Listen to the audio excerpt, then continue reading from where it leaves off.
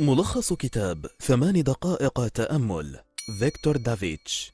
فكرة الكتاب: مهما كنت مشغولا فبإمكانك الاستثمار في شيء قد يغير حياتك، فقط بتخصيصك لفترة 8 دقائق كل يوم من الوقت لتجلس فيه بهدوء وتتأمل. المختلف في الموضوع أن التأمل المذكور ليس متطابقا مع التأمل المعروف في اليوغا، فلم يطلب المؤلف أن تجلس في وضعية اللوتس ولا أن تهمهم همهمات غريبة وتصدر أصواتا معينة. كل المطلوب هو أن تجلس على كرسي مريح وقدماك على الأرض وظهرك باستقامة واحدة مع الرقبة والرأس، وأن تغمض عينيك وتسترخي وتقوم بتمرين محدد تكرره كل يوم ولمدة أسبوع، وكل أسبوع لديك تمرين مختلف حتى تنتهي من 8 أسابيع. 8 دقائق يوميا. وإن وجدت هناك فرقا في حياتك ستنتقل تلقائيا للمرحلة التالية، وهي الاستمرار، ولكن برفع المدة تدريجيا، وتختار التمرين الذي يناسبك وتغيره كل أسبوعين. المطلوب: كرسي قائم الظهر ومريح، مكان هادئ بعيد عن المقاطعات، ساعة توقيت. يمكنك استخدام منبه الجوال، ولكن احرص على أن تضع الجوال على صامت حتى لا يقاطع تأملك. الوقت المقترح: حاول أن تلتزم بوقت معين وتستمر فيه. ادرس برنامجك اليومي وحاول أن تعرف متى يمكنك أن توفر وبشكل مستمر 8 دقائق بدون مقاطعات وبدون إزعاج. هل هي في الصباح الباكر؟ هل هي قبل نومك مباشرة؟ الأمر يعود إليك. بعض الأساسيات: قبل أن تبدأ خذ بعض الأنفاس الطويلة وأنت مغمض عينيك، وتخيل فيها أنك تجمع كل همومك وأفكارك اليومية وأنك تخرجها من جسمك مع الزفير. بعد ذلك ابدأ التوقيت وابدأ بممارسة التمرين المطلوب للأسبوع الحالي. هناك دائما نقطة بداية، نقطة المرساة Anchor Point، وهي النقطة التي مهما ذهبت بك الأفكار يجب أن تعود إليها. وفي كل تمرين هناك نقطة مرساة محددة، فستأتيك أفكار تأخذك بعيدا أحيانا. تعرف على هذه الحقيقة، تعرف على هذه الأفكار واقبلها كما هي، وقل لها: أعطيتك من وقتي ولكن يجب أن أعود الآن. وعد إلى نقطة تركيزك في بداية التمرين، وحاول أن تبقى فيها بقدر المستطاع. لا يوجد مشكلة في الأفكار التي تأتيك، اقبل كل شيء ثم ودعه وعد إلى نقطة البداية.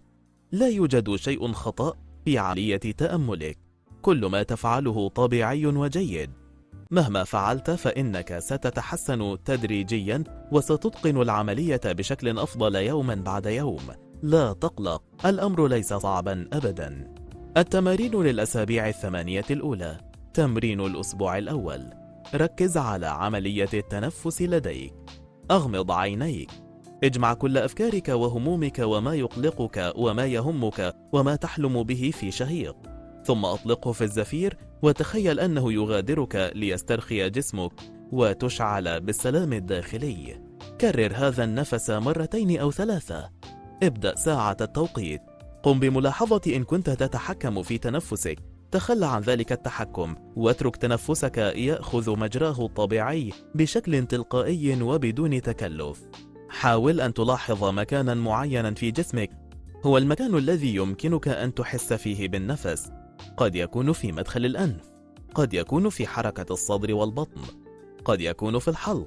حاول أن تتعرف على المكان الذي يمكنك أن تحس فيه فعلا بعملية التنفس، وركز على ذلك المكان وراقب عملية الشهيق والزفير فيه. هذا المكان هو نقطة المرساة بالنسبة إليك.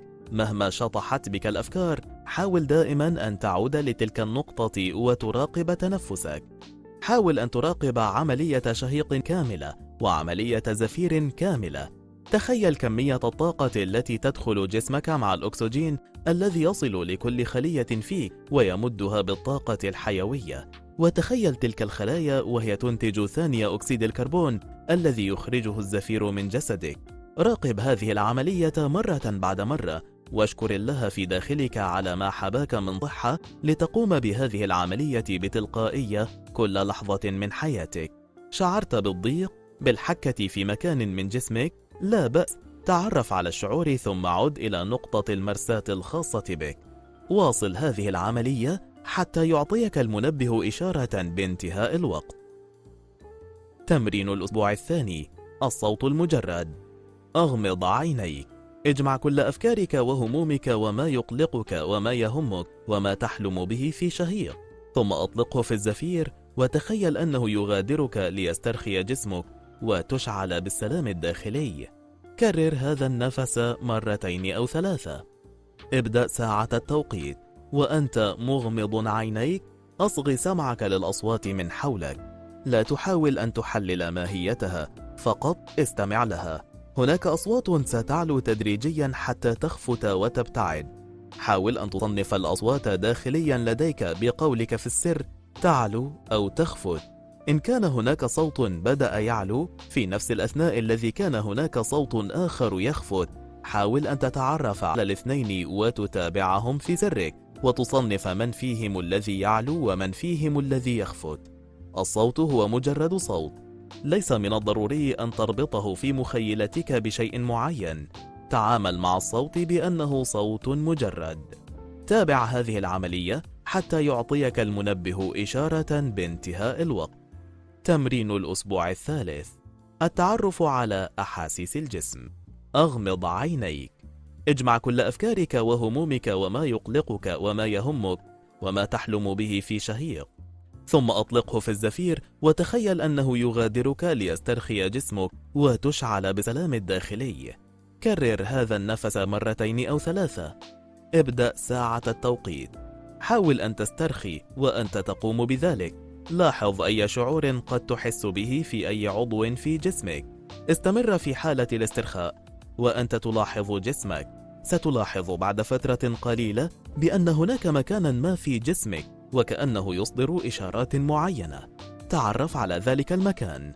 ليس من الضروري أن تربط ذلك الإحساس بعضو معين في الجسم، فقط راقب الإحساس. ركز على ذلك المكان في جسمك وأعطه انتباهك، فهذا سيكون نقطة المرساة الخاصة بك في هذه اللحظة. بعد قليل سيضيء لك مكان جديد في جسمك بإحساس جديد.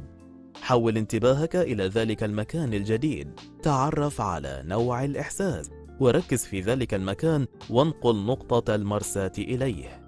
تعرف على نوع الإحساس وراقبه فقط. إذا جاءتك أفكار تقبلها، تعرف عليها، ثم عد إلى نقطة المرساة التي كنت بها. استمر حتى يعطيك المنبه إشارة انتهاء الوقت. تمرين الأسبوع الرابع: هذه اللحظة السحرية. أغمض عينيك. اجمع كل أفكارك وهمومك وما يقلقك وما يهمك وما تحلم به في شهيق، ثم أطلقه في الزفير وتخيل أنه يغادرك ليسترخي جسمك وتشعل بالسلام الداخلي. كرر هذا النفس مرتين أو ثلاثة. ابدأ ساعة التوقيت. استرخي بجسمك وعقلك. ستأتيك فكرة، ستكون إما عن شيء في الماضي أو المستقبل. تعرف على تلك الفكرة وأعطها ملصقا، الماضي أو المستقبل، ثم اتركها تسبح في محيط الأفكار. إنها عملية شبيهة بأولئك الذين يمسكون السمكة ينزعون منها الشص ثم يعيدونها للماء. إذا أتتك فكرة، أعطها الملصق التعريفي بها، ماضي أو مستقبل، ثم اتركها لتواصل سباحتها في عقلك. هناك فترة سكون بين كل فكرة تأتيك والأخرى. ركز تفكيرك في هذه النقطة، نقطة السكون والهدوء. هذه نقطة المرساة بالنسبة لك.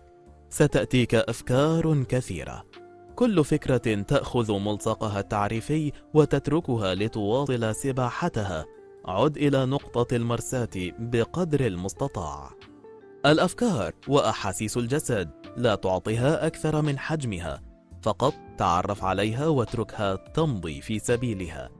استمر في ذلك حتى يعطيك المنبه إشارة انتهاء الوقت. تمرين الأسبوع الخامس: لباقة الرفض. أغمض عينيك. اجمع كل أفكارك وهمومك وما يقلقك وما يهمك وما تحلم به في شهيق، ثم أطلقه في الزفير وتخيل أنه يغادرك ليسترخي جسمك وتشعل بالسلام الداخلي.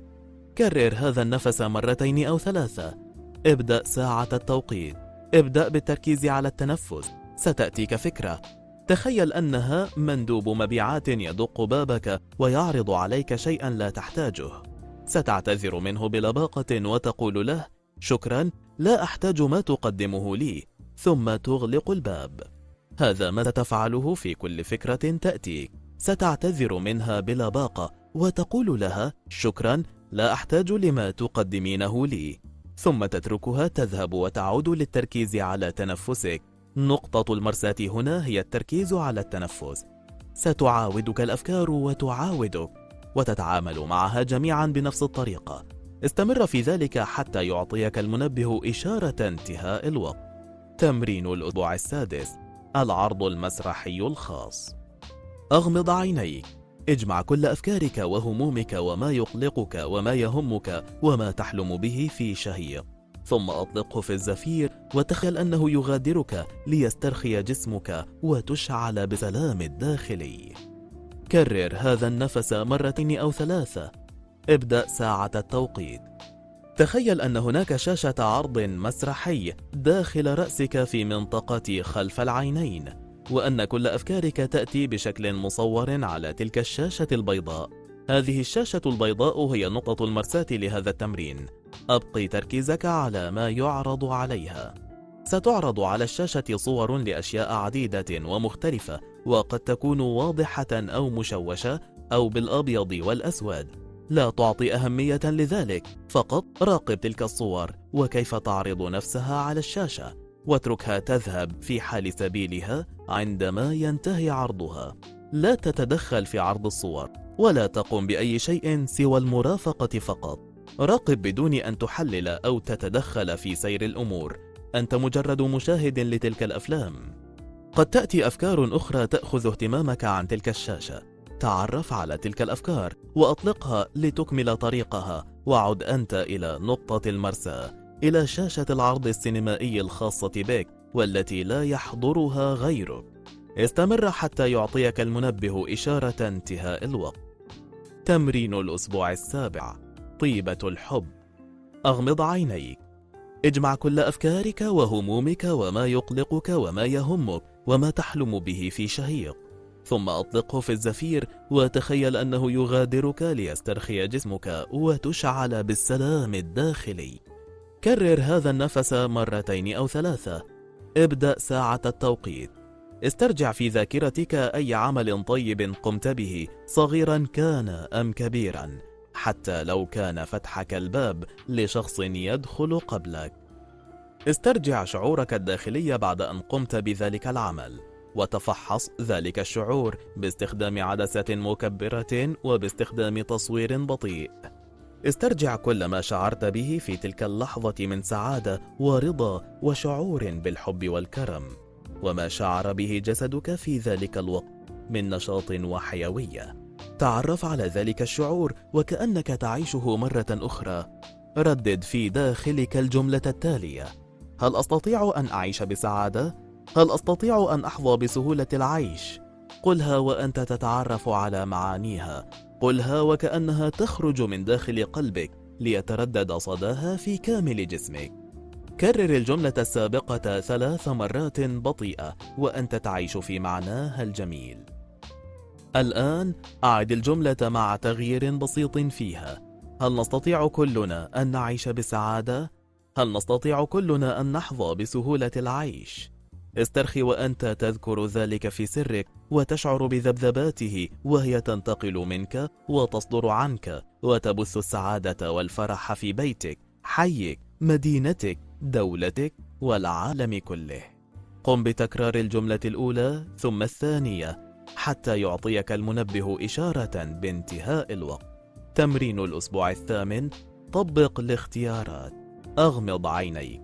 اجمع كل أفكارك وهمومك وما يقلقك وما يهمك وما تحلم به في شهيق، ثم أطلقه في الزفير وتخيل أنه يغادرك ليسترخي جسمك وتشعل بسلام الداخلي. كرر هذا النفس مرتين أو 3. ابدأ ساعة التوقيت. ستتصاعد ظاهرة في عقلك. قم بوضع ملصق تعريفي عليها، حديث أو إحساس أو صورة. راقب صعود واضمحلال تلك الظاهرة. ستتصاعد ظاهرة أخرى، راقبها وأعطها التعريف المناسب. قد يكون هناك ظاهرتان في نفس الوقت، صورة معينة مع إحساس في مكان في الجسم. أعط كل واحد منهما الملصق التعريفي الخاص به، ثم راقب زوالهما بنفس السرعة التي ظهروا فيها. لا ترهق نفسك بمحاولة اللحاق بما يظهر، لا بأس إن فات عليك شيء، فقط راقب ما يظهر تاليا وقم بتعريفه ومراقبة ظهوره وزواله. لا تشعر بالقلق من كثر ما يظهر، ذلك طبيعي، فقط ركز على مراقبتك لهم وإعطائهم التصنيفات المناسبة وتركهم لمراقبة ما يصدر بعدهم. استمر في ذلك حتى يعطيك المنبه إشارة انتهاء الوقت. في حال انتهت الأسابيع 8 وأعجبك الموضوع وأحببت بالاستمرار، أنصحك باستخدام البرنامج التالي. قم بتمديد الوقت ليصبح 10 دقائق واستمر على ذلك لمدة أسبوعين.